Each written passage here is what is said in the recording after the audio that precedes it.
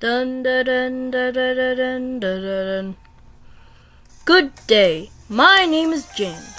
Let's not waste any time and get right into the news. I'm back.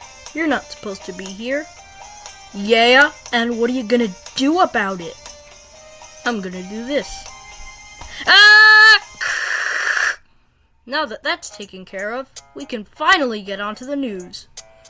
But before that, I want to thank you for the good reviews. This episode is possible by viewers like you. Thank you. So scientists have recently discovered a new type of dynamite.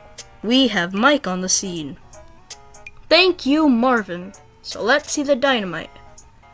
But this isn't just any dynamite. This is radioactive dynamite, because if I breathe in front of it, it will explode right in your face. Achoo!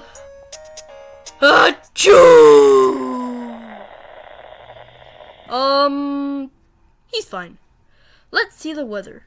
We have Rita on the scene. It's very windy. Well, see you next time on the Epik News.